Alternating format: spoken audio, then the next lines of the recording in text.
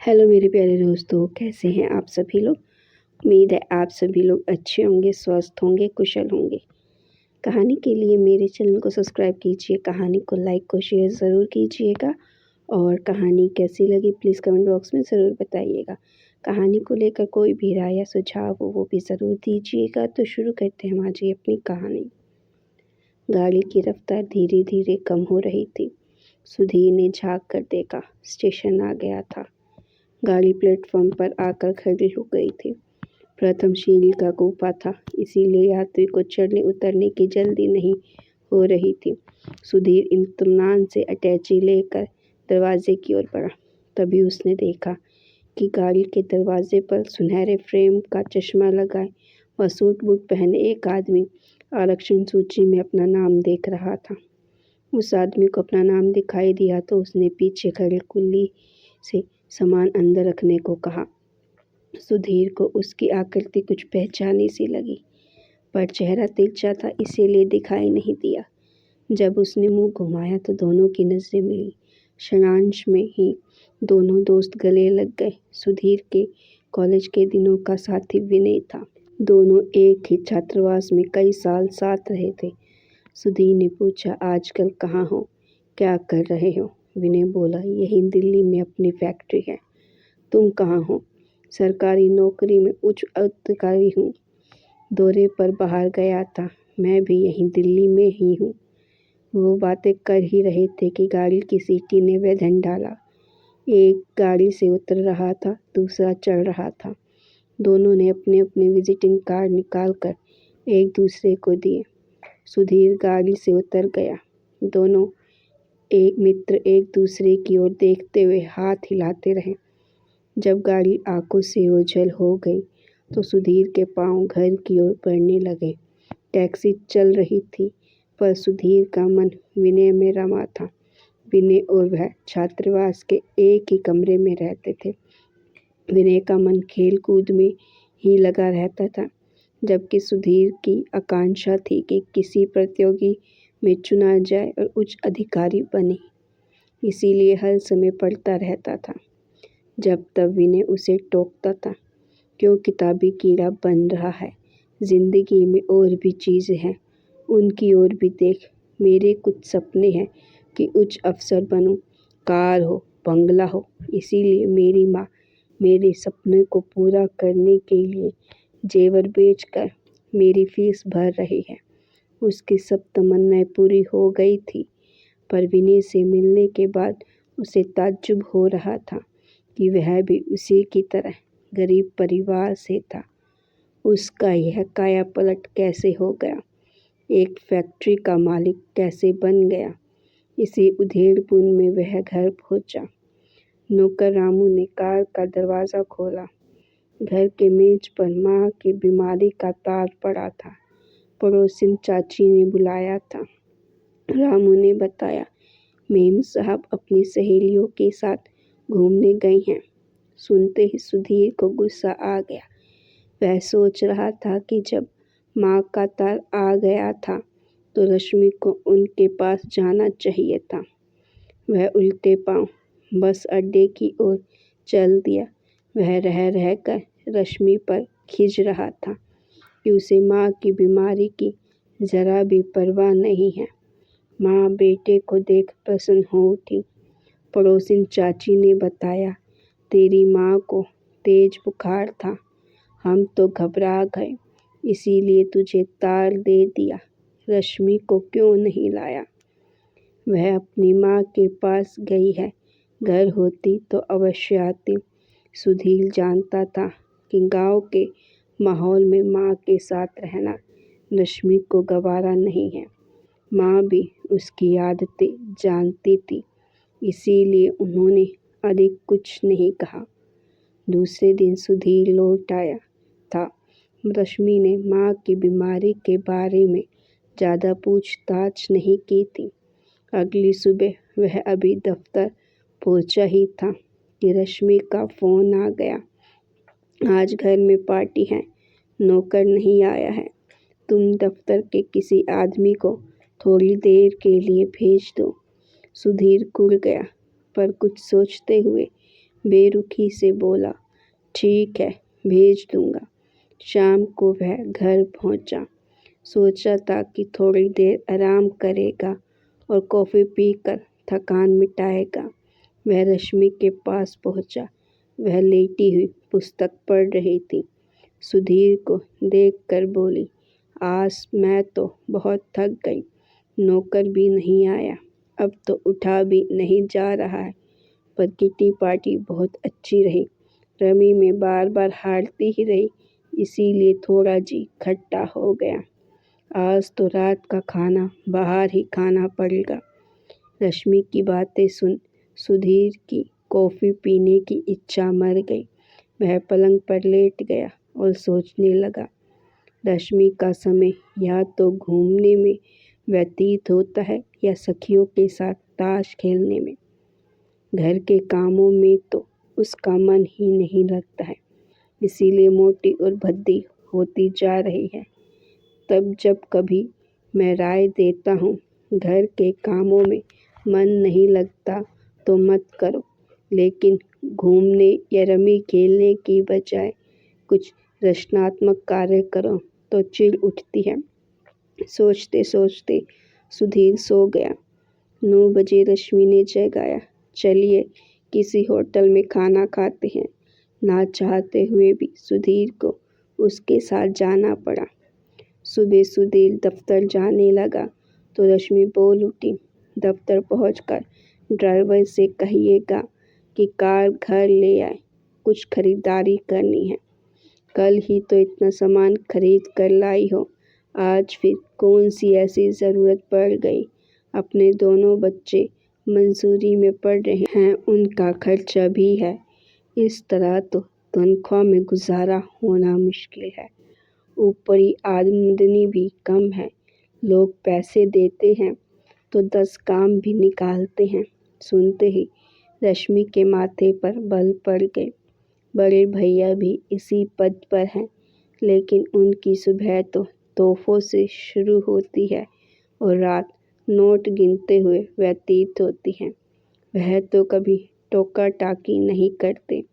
आजकल ज़माना बहुत ख़राब है, बहुत सोच समझ कर कदम बढ़ाना पड़ता है। अगर कहीं छानबीन हो गई तो सारी इज्जत खाक में मिल जाएगी। सुधीर बोला। रश्मि रुआसी हो गई। कार क्या मांगी, 50 बातें सुननी पड़ी। सुधीर रश्मि के आंसू नहीं देख सकता था। माफ़ी मांगकर उसके आंसू पोंछने के लिए रुमाल निकाला तो जेब से एक कार्ड गिर पड़ा। कार्ड देखकर विनय का ध्यान आ गया। मेरे कॉलेज के दिनों का मित्र इसी शहर में रह रहा है, मुझे पता ही नहीं चला। अब किसी दिन उसके घर चलेंगे। रश्मि को गाड़ी भेजने का वादा करके ही वह दफ्तर जा पाया। दफ्तर से विनय को फ़ोन किया। दूसरे दिन छुट्टी थी। विनय ने दोनों को घर पर आने का न्योता दिया। दूसरे दिन सुधीर और रश्मि गाड़ी से विनय के घर की ओर चल पड़े। आलीशान कोठी के गेट पर दरबान पहरा दे रहे थे। पोर्टिको में विदेशी गाड़ी खड़ी थी। लॉन में बैठा विनय उनका इंतज़ार कर रहा था। उसने मित्र को गले लगा लिया, फिर रश्मि को नमस्ते कहकर उन्हें बैठक में ले गया। सुधीर ने देखा कि बैठक विदेशी और कीमती सामानों से सजी हुई है। सभी सोफे पर बैठ गए। नौकर ठंडा पानी लेकर आया। रश्मि ने इधर उधर देखकर पूछा, भाभी जी दिखाई नहीं दे रही हैं? ज़रूरी काम पड़ गया था, इसीलिए फैक्ट्री जाना पड़ा, आती ही होगी, विनय ने उत्तर दिया। थोड़ी देर बाद शमा आती हुई दिखाई दी। सुधीर ने देखा, एक हरा शरीर व सांवले रंग रूप वाली शमा सीधी चोटी और कायदे से बंधी साड़ी में भली और शालीन लग रही थी। मेहमानों को अभिवादन करके वह बैठ गए। सुधीर को लगा कि इसे कहीं देखा है, पर याद नहीं आया। वह सोच रहा था, रश्मि इससे सुंदर है, पर मोटापे के कारण कितनी भद्दी लग रही है। तभी दो बच्चों की नमस्ते से उसका ध्यान टूटा। दोनों बच्चे माँ के पास बैठ गए। सुधीर ने देखा बच्चे भी माँ बाप के प्रतिरूप हैं। शीघ्र ही माँ से खेलने जाने की आज्ञा मांगी तो शमा ने कहा, जाओ खेल आओ, परंतु खाने के समय आ जाना। फिर वह रश्मि से बोली, आप बच्चों को क्यों नहीं लाई? रश्मि के चेहरे पर गर्वीली मुस्कान छा गई। कटे हुए बालों को झटक कर कहा, दोनों बच्चे मसूरी में पढ़ते हैं। घर में ठीक से पढ़ाई नहीं हो पाती है। शमा ने बच्चों को स्नेह से देखा जो बाहर खेलने जा रहे थे। मैं तो इनके बिना रह ही नहीं सकती। विनय और सुधीर अपने कॉलेज के दिनों की बातें कर रहे थे, जैसे कई साल पीछे पहुंच गए हों। शमा को देखकर विनय ने कहा, यह तो हमेशा पढ़ाई में लगा रहता था, लेकिन मैं खेलने में मस्त रहता था। परीक्षा के दिनों में यह मेरे पीछे पड़ा रहता कि किसी तरह से कुछ याद कर लूं, तब मैं इसका मजाक उड़ाता। आज ही अपनी मेहनत और लगन से ही उच्च ओहदे पर पहुंचा है। सुधीर ने हंसते हुए कहा, भाभी जी, झगड़ा यह करता था, निपटाने मैं पहुंचता था। दोनों दोस्त बातों में मगन थे कि फोन की घंटी बजी। विनय कुछ देर बात करने के बाद पत्नी से बोला, बाहर से कुछ लोग आए हैं। वो व्यापार के सिलसिले में हमसे बात करना चाहते हैं। तुम्हारे पास कब समय है? वही समय उन्हें बता दूं। ज़रूरी मीटिंग है, हम दोनों को जाना होगा। शमा ने घड़ी देखकर कहा, कल की मीटिंग रख लीजिए, मैं फैक्ट्री पहुंच जाऊंगी। देखने में साधारण व घरेलू लगने वाली महिला क्या मीटिंग में बोल पाएगी? कैसा व्यापार संबंधी बातचीत करती होगी? सुधीर शमा को ताज्जुब से देख रहा था। उसी की शंका का समाधान विनय ने किया। शमा बहुत होशियार है, कुशाग्र बुद्धि और मेहनती है। इन्हीं की असाधारण प्रतिभा और मेहनत के कारण ही छोटी सी दुकान से शुरू करके आज हम फैक्ट्री के मालिक बन गए हैं। शमा ने बातों का रुख बदलते हुए कहा, चलिए खाना लग गया है। सभी भोजन कक्ष में आ गए तो शमा ने बच्चों को भी बुला लिया।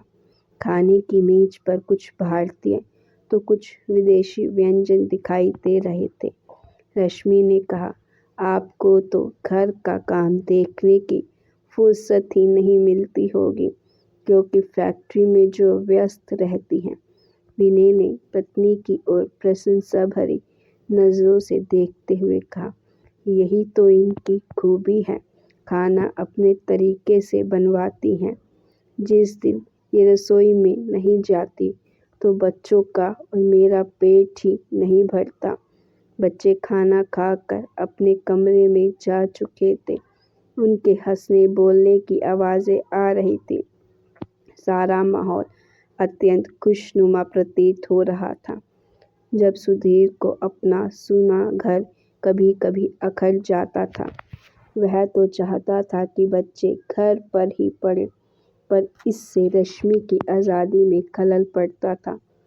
दूसरे जिस तरह का जीवन रश्मि जी रही थी, उस माहौल में बच्चे पढ़ ही नहीं सकते थे। इसीलिए उन्हें मसूरी भेज दिया था। जाड़े की धूप का अलग ही आनंद होता है। खाना खाकर सभी धूप में बैठकर गपशप करने लगे। गर्मा गर्म कॉफ़ी भी आ गई। विनय ने पूछा, माँ कैसी है? मुझे तो उन्हें बहुत प्यार दिया है। वो रुड़की से आना ही नहीं चाहती। हम लोग तो बहुत चाहते हैं कि वे यहीं रहें। सुधीर ने उदास स्वर में उत्तर दिया। विनय ने बताया, शमा का मायके भी रुड़की में ही है। इसी तरह तो तू उसका भाई हुआ और मेरा साला भी बन गया। दोस्त और साला यानी पक्का रिश्ता हो गया। विनय हंसा तो साथ में सभी हंस पड़े। तब सुधीर को सारी कहानी समझ में आ गई कि शमा को कहाँ और कब देखा था। उसकी पढ़ाई समाप्त हो चुकी थी, मनमाफिक नौकरी मिल चुकी थी। दिलो दिमाग पर अफसरी की शान छाई थी। शादी के लिए हर तरह के रिश्ते आ रहे थे, लेकिन उसके दिमाग में ऐसी लड़की की तस्वीर बन गई थी जो जिंदगी की गाड़ी तेजी से दौड़ा सके, जिसकी रफ्तार धीमी ना हो। माँ ने शमा की फोटो दिखाई थी। एक दिन वह उसको देखने उसके घर जा पहुंचा था। साधारण वेशभूषा में दुबली पतली सांवले रंग रूप वाली शमा ने आकर नमस्ते किया। तब सुधीर ने सोचा कि अगर इस साधारण सी लड़की से शादी की तो जिंदगी में कुछ चमक दमक नहीं होगी और ना ही नवीनता। वही पुरानी घिसी पिटी धीमी गति से गाड़ी हिचकोली खाती रहेगी। उसका ध्यान दीनानाथ की बातों से टूटा था। शमा बहुत कुशाग्र बुद्धि है, हमेशा प्रथम आई है, खाना तो बहुत ही अच्छा बनाती है। यह गुलाब जामुन इसी के बनाए हुए हैं। सुधीर यह कहकर लौट आया था कि माँ से सलाह करके जवाब देगा। रश्मि सुधीर के एक मित्र की बहन थी। जब वह आधुनिक पोशाक में उसके सामने आई तो सौंदर्य के साथ साथ उसकी शौखी और चापलता भी सुधीर को भा गई। उसने सोचा यही लड़की मेरे लिए ठीक रहेगी। कहाँ शमा जैसी सीधी साधी लड़की और कहाँ यह तेज तर्रार आधुनिक, दोनों की कोई तुलना नहीं। सुधीर ने माँ को फैसला सुना दिया और रश्मि उसकी सहचरी बन गई। अब उसे लग रहा था कि वास्तव में शफा की रफ्तार ही तेज है। रश्मि तो फिसड्डी और घिसपटी निकली, जिसमें ना कुछ करने की उमंग है और ना लगन।